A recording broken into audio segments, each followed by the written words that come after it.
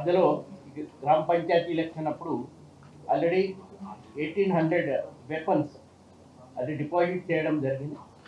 ఇంకా కొన్ని వెపన్ ఈ అర్బన్ ఏరియాస్లో ఉంటే అది కూడా మనం పక్క డిపాజిట్ చేస్తాము.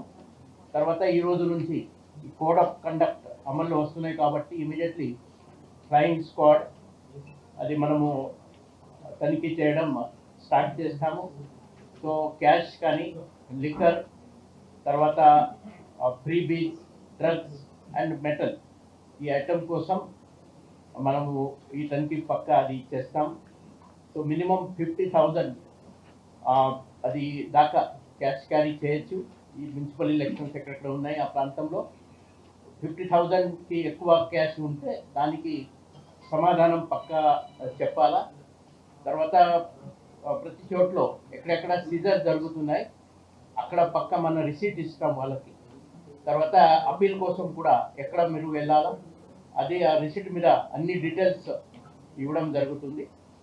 తర్వాత ఇప్పుడు ఈ మున్సిపల్ యాక్ట్ 2019 తర్వాత మా భారతీయ న్యాయ సంహిత ఈ చట్టం కింద ఎక్కడెక్కడ ఈ మనకి లా ఎన్ఫోర్స్మెంట్ చేయాలా అది పక్కా మనము చేస్తాము.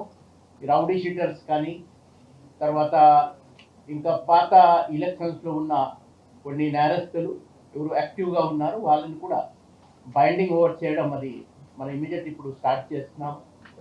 తర్వాత ఈ కొన్ని సెన్సిటివ్ హైపర్ సెన్సిటివ్ ఇక్కడ లొకేషన్స్ ఉన్నాయి కమ్యూనలీ కానీ ఆ ప్రాంతంలో పక్క మా సిబ్బంది ఫ్లాగ్ మార్చ్ కూడా చేసి అక్కడ ఉన్న ప్రజలకి ఇది కాన్ఫిడెన్స్ బిల్డింగ్ ఎక్సర్సైజ్ లాగా అదే ఉంటుంది.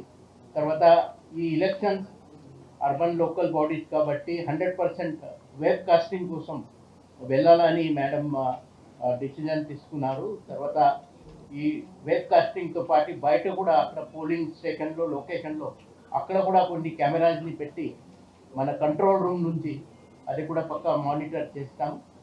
సో ఈ this elections we're taking it as a prestige and we're going to ensure that we are conducting this election in free and fair manner. My appeal to all the voters to come out and cast their vote freely. So thank you ma'am for giving us this opportunity. Sridevi గారు అయిన తర్వాత మళ్ళీ question Sridevi గారు చెప్పిన తర్వాత మాట. Thank you madam for this opportunity. అందరికీ నమస్కారం. మనం తెలంగాణ రాష్ట్రం ఏర్పడిన తర్వాత ఇది రెండవ ఆర్డినరీ ఎలక్షన్స్ మున్సిపాలిటీస్కి అండ్ కార్పొరేషన్స్కి జరుపుకుంటూ ఉన్నాము. అయితే మన రాష్ట్రంలో ఉన్న 133 మున్సిపాలిటీస్లో కొన్ని మున్సిపాలిటీస్కి ఆల్రెడీ టర్మ్ ఉండడం వల్ల అండ్ కార్పొరేషన్స్లో కొన్ని కార్పొరేషన్స్కి టర్మ్ ఉండడం వల్ల మిగతావి ఏవైతే టర్మ్ కంప్లీట్ అయినాయో అలాగే కొత్తగా ఏర్పడిన మున్సిపాలిటీస్కి ఇప్పుడు మనము ఆర్డినరీ ఎలక్షన్స్ కండక్ట్ చేయబోతున్నాము. అయితే దాంట్లో 116 మున్సిపాలిటీసు దానికి సంబంధించి 2,582 వార్డ్స్ అలాగే 7 కార్పొరేషన్స్ దానికి సంబంధించి 414 వార్డ్స్కి మనము ఎలక్షన్స్ నిర్వర్తించబోతున్నాము. అయితే దీంట్లో అన్ని ఏర్పాట్లు కూడా ఆల్మోస్ట్ పూర్తి అయినాయి. మనకి షెడ్యూల్ ఈరోజు అనౌన్స్ చేయడం జరిగింది.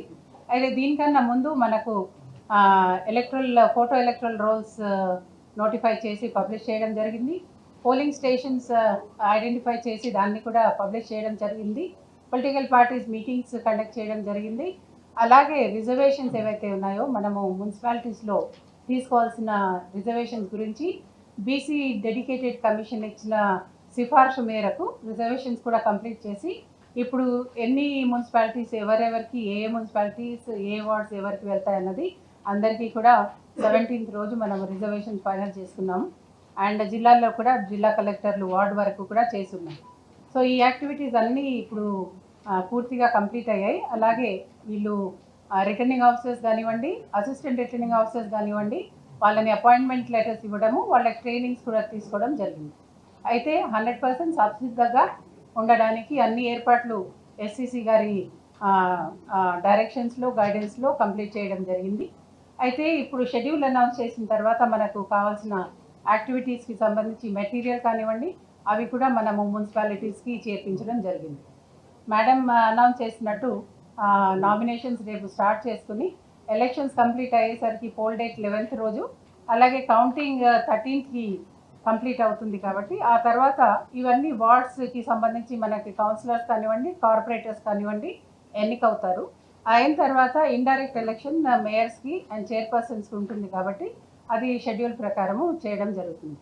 దీంట్లో మహేష్ భాగవత్ గారు చెప్పినట్టు అన్ని ఏర్పాట్లు ఏవైతే ఉన్నాయో మనకు ఫ్రీ అండ్ ఫేర్ ఏర్పాట్లు చేయడానికి అన్ని ఎలక్షన్స్కి రిక్వైర్మెంట్ అంటే ఎవరు కూడా ఏ ప్రలోభానికి కూడా లొంగకుండా ఓటర్స్ ముందుకు వచ్చి ఓటు వేయడానికి, అలాగే ఎవరైతే కంటెస్ట్ చేయాలనుకుంటున్నారో వాళ్ళు కూడా నిర్భయంగా కంటెస్ట్ చేయడానికి కూడా పొలిటికల్ పార్టీస్ తరఫున వాళ్ళు కంటెస్ట్ చేస్తారు. కాబట్టి పార్టీ తరఫున వాళ్ళు కంటెస్ట్ చేయడానికి కూడా ఎటువంటి ప్రలోభాలు కానీ ఇది లేకుండా చేయడానికి అన్ని బందోబస్తు అరేంజ్మెంట్స్ కానివ్వండి, అలాగే సెన్సిటివ్ పోలింగ్ స్టేషన్స్ కానివ్వండి, ఎక్కడైనా ప్రీ హిస్టరీ ఏదైనా ఉన్నా అక్కడ తగిన జాగ్రత్తలు కూడా తీసుకోవడం జరిగింది. మేడం కంటిన్యూస్గా స్టేట్ ఎలక్షన్ కమిషన్ మేడం జిల్లాలలో వాళ్ళకి ఇన్స్ట్రక్షన్స్ ఇస్తూ, అలాగే మన సర్క్యులర్ ఆఫ్ ఇన్స్ట్రక్షన్స్ అన్నీ కూడా ఏర్పాటు చేసుకుని ఎలక్షన్స్ అన్నది ప్రొసీజర్ ప్రకారము ప్రీ ఎలక్షన్ ప్రాసెస్ కంప్లీట్ అయింది.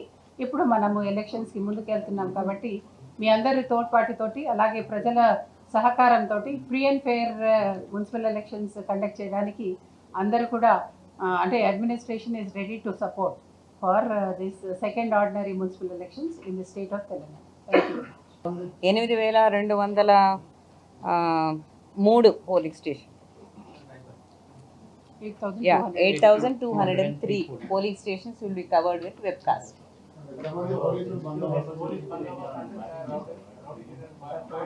ఇప్పుడు ప్రతి పోలింగ్ స్టేషన్ మనం పక్కా కవర్ చేస్తాము. ఈ క్రిటికల్ తర్వాత హైపర్ సెన్సిటివ్ లొకేషన్ని బట్టి మా డిప్లాయ్మెంట్ ఉంటుంది. ఆ ఎక్సర్సైజ్ ఇప్పుడు నడుస్తున్నాయి. మళ్ళీ ఒకసారి మన ప్రెస్ మీట్ పెట్టి మొత్తం ఎంత బందోబస్తు మనం డిప్లాయ్ చేస్తాము. దాంట్లో రిసెప్షన్ డిస్ట్రిబ్యూషన్ సెంటర్స్ కావచ్చు, కౌంటింగ్ సెంటర్ కావచ్చు, దానికి కూడా సెపరేట్ బందోబస్తు మన ఏర్పాటు చేయాల్సి ఉంటుంది. అసలైన తొలి వెలుగు. ఫాలో వాట్సాప్ @తొలి వెలుగు అఫీషియల్.